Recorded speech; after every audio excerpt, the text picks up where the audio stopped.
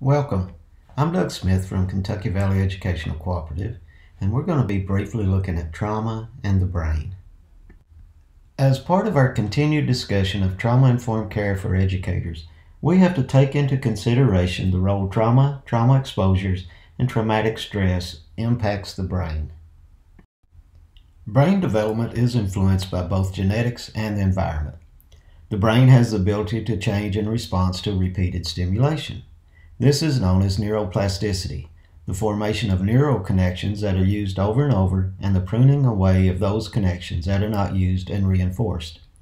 Neuroplasticity is particularly important throughout childhood, adolescence, and early adulthood. Trauma can change the neural pathways in the brain by reinforcing some pathways related to the trauma response and not reinforcing other pathways related to other developmental tasks. Ongoing trauma exposure causes the parts of the brain associated with the stress response to be reinforced.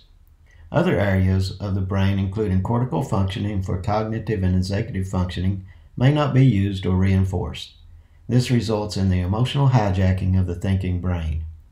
This emotional hijacking can happen even when the trauma is not present. Understanding the neurophysiological impact of trauma on the brain helps us to understand that we have to address the emotional needs of trauma-exposed children first and make sure they are psychologically safe before we can try to help them change behavior using cognitively based strategies. Our body is designed to survive, and in the face of actual or perceived threat, we react automatically to ensure our safety. We learn from experience. Learning occurs at a physiological level too, and includes these types of automatic responses to danger. It can be difficult to understand why a student responds in exaggerated ways to various situations. It's important to remember that for some children, stimuli we interpret as safe or relatively benign can elicit intense feelings, causing students to act out in their need to protect themselves from the perceived danger. Some ways that these automatic responses may be manifested in the classroom. As far as fight, it may notice it in their eyes, their voice. Students may have clenched fists, they have a desire to hit or punch something, may be restless, pacing, moving about, and so on. As far as flight, it may look like procrastination. Students may be off task. They may have darting eyes looking for a way out, may have restless movements, and anxiety. And for freeze, some of our students may have a sense of immobility in parts of their body, may be holding their breath, or refusing to participate. The brain is a complex organ, but the simplest way to think about how the brain deals with trauma is to focus on these areas.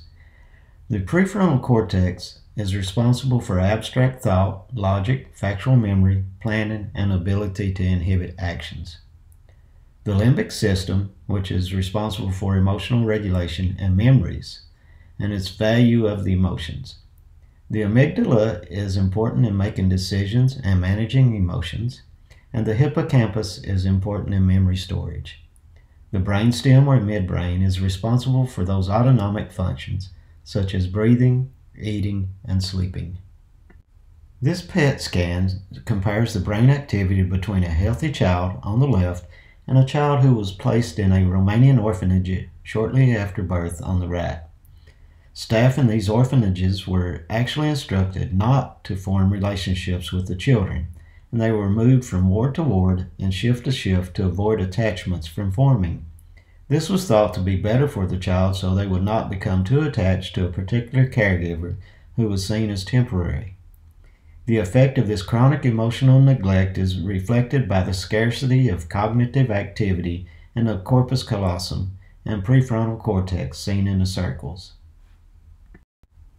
We will now turn our discussion to the effects of trauma.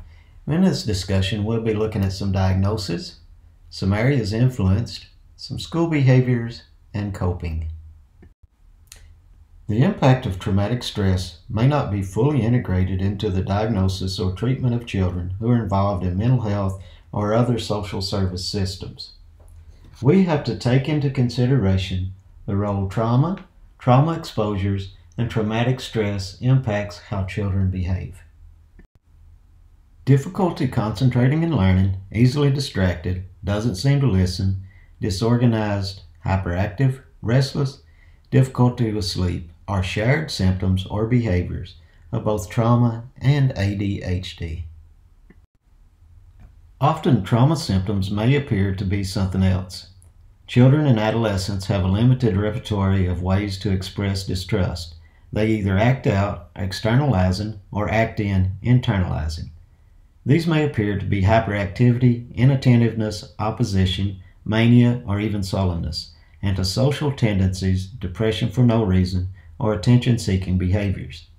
Sometimes youth may have both the childhood disorder and a trauma-related response. Some diagnoses are actually trauma-related. So why does it matter whether the behavior comes from trauma or some other childhood behavioral health concern? The intervention will be different.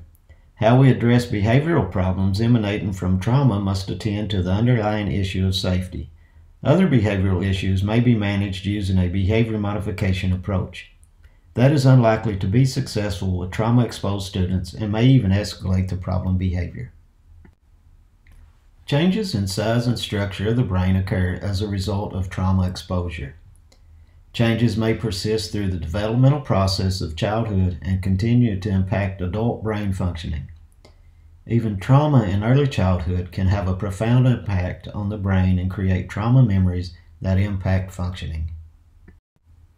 Sometimes it may seem as if symptoms from both ends of a behavioral continuum are included as possible trauma responses. Different kids respond differently. Some examples are over-controlled and under-control behaviors, withdrawal and depression versus acting out and aggression, or anxiety versus risk-taking. Trauma influences all areas of functioning and development, attachment and relationships. Trauma exposure may cause a profound shift in a worldview. A child may lose faith in the world as a safe place and no longer trust that people will protect them. Physical health. Trauma exposure can adversely impact the immune system and physical health when a child's body is flooded with stress hormones. As a result, children may experience physical symptoms and adverse health consequences. Emotional regulation. Trauma can elicit intense feelings of fear, anger, shame, and helplessness that overwhelm the child. Overwhelming emotion may interfere with the development of age-appropriate self-regulation, and children may exhibit erratic and intense emotional reactions to benign or seemingly non-threatening stimuli. Behavior. Erratic and intense emotional responses can result in over-controlled and under-controlled behaviors. Cognitive distortions. Inaccurate thoughts used to reinforce negative thinking or emotions. Telling ourselves things that sound rational and accurate to our belief system, but really only serve to keep us feeling bad about ourselves. For trauma-exposed youth, these thoughts often revolve around feelings of not being safe, not being cared for, or not being worthy. Self-concept and future orientation. Trauma exposure can lead to negative expectations about themselves and their future. Communication. Children may struggle to communicate what has happened to them or their intense emotions and thoughts. Children who experience trauma prior to developing language may have even more difficulties communicating with others about their experiences and functioning. Here you see some challenging behaviors that may be seen at school. These kinds of behaviors are not associated with being trauma-related by most educators, but they may be.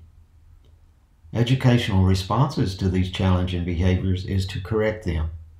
The responsibility is on the student to learn to manage within the framework of expectations and correction. Often our attempts to correct these problem behaviors are unsuccessful and may make the behaviors worse. Coping strategies are employed to manage adversity or stress. Coping does not take away the source of that distress, it only attempts to manage it. Coping can be healthy or unhealthy. Coping strategies change with age, development, and context. Survival coping is how we describe a way of coping with trauma that is rooted in the sense of loss of integrity and self. This type of coping is often found in complex traumatic stress responses. This causes a strong need for self-protection, and this may result in coping strategies that appear incongruent or difficult to understand. Survival coping may not look like protection, but more like aggression or deviance. It's important to recognize that this type of posture or attitude may be a form of coping and indicates a sense of vulnerability rather than aggressive deviant behavior. Thank you for listening. I'm Doug Smith from Kentucky Valley Educational Cooperative. If you would like to contact me, my email addresses are doug.smith@hazard.kyschools.us or doug.smith@theholler.org. Thank you.